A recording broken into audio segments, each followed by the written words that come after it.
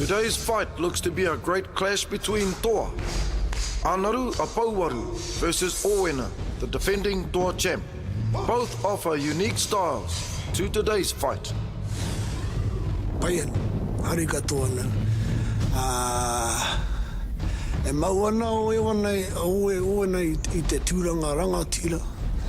E horo ke au ki ai, me kahatana tiaki tēnā tūranga.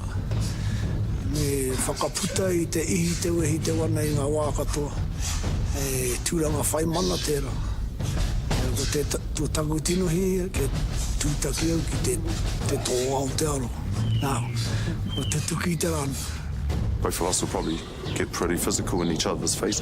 Round 4, none of us will probably back down and probably get into some grappling. But I know Anaru's a strong guy. He's not going to let me off with just, just little tittle hits. I'm going to have to cuddle quite a bit because every hit's probably going to hurt. Get in his face, I guess, quite a lot, not let him have a rest. If I'm going down tonight, may as well make it a good fight, you know.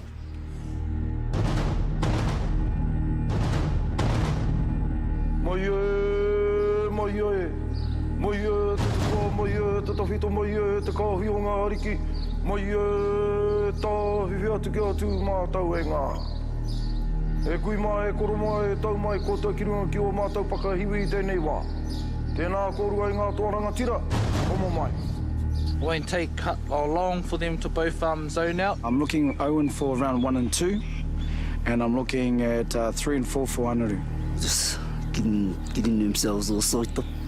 Yeah. Physical fight, yeah, pretty brutal. Round 1. Anaru opens the attack.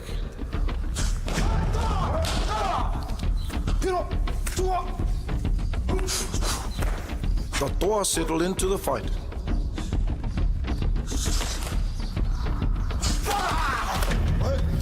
Owena strikes Anaru to the back of the head.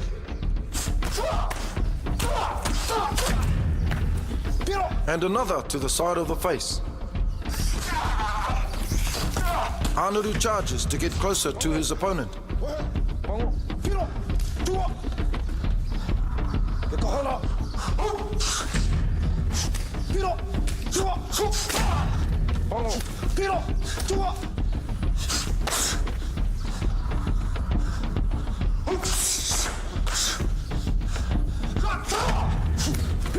A point to Anaru as we near the end of round 1.